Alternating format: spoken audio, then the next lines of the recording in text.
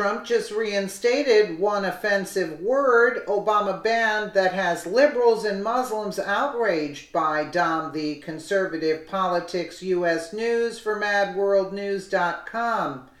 In a massive win for America, as well as a slap to the former failure-in-chief, President Donald Trump has officially reinstated a crucial word that Barack Obama banned for being politically incorrect and downright offensive to Muslims, and the left is expectedly outraged.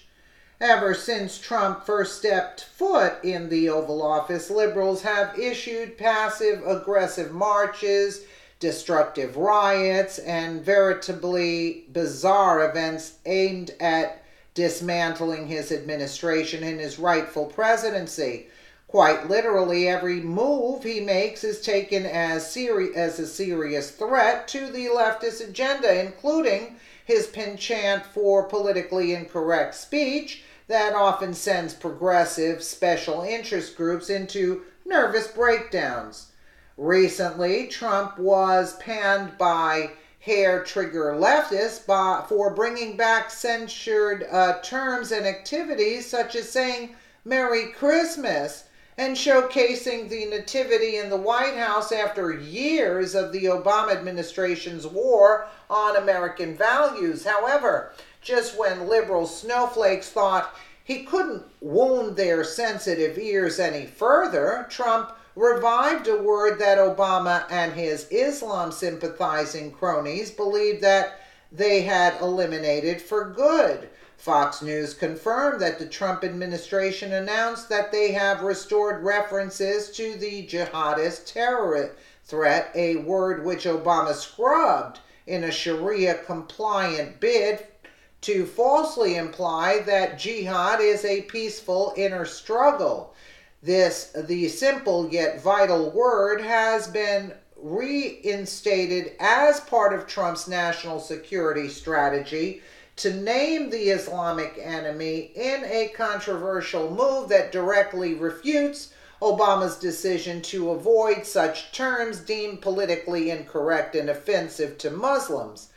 The national security document is said to be unveiled in full on the afternoon of December 18th and includes repeated references to jihadist terror groups, which is a stark contrast to the Obama administration's cowardly avoidance of all wording associated with Islamic jihad. The primary transnational threats Americans face are from jihadist terrorists and transnational criminal organizations. The document states, according to experts released ahead of the speech. Another section calls for strengthened missile defense and homeland security, vowing to pursue threats to their source so that jihadist terrorists are stopped before they ever reach our border. Fox and Friends' Sebastian Gorka, who formerly served as a Trump White House advisor, lauded the administration's bold wording, adding that this is a monumental change from former presidencies that will undoubtedly spur national security forces' ability to name and combat the Islamic threat. The political correctness of the last 8 years is gone, he said. You haven't seen anything like this for 25 years. The official scrubbing of the word was implemented after Obama's trip to Egypt in 2010. It was then that he announced that references to jihad and even terms like Islamic extremism would be whitewashed from security documents in a blatant effort to prohibit authorities from making any connection between Islam and Islamic terror attacks. This removal was made by Obama at the urging of a Muslim Brotherhood, an Hamas-linked Islamic group, and obstructed law enforcement and intelligence officials from countering terror attacks, according to Jihad Watch. Shortly before leaving office last year, Obama explained at a CNN town hall that he avoided using those terms because he didn't want to lump murderers like Al-Qaeda and ISIS members into the billion Muslims that exist around the world, including in this country, who are peaceful, who are responsible, who in this country are fellow troops and police officers and firefighters and teachers and neighbors and friends.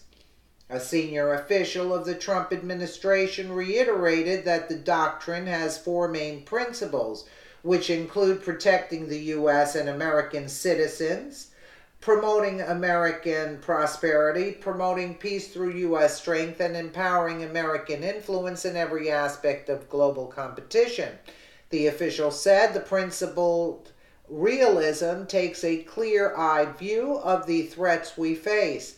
This monumental move might seem trivial to the uninformed voter, but those of us who have long combated the threat of Islamic terror understand just how critical the ability of our federal officials to use this term in identifying the enemy is.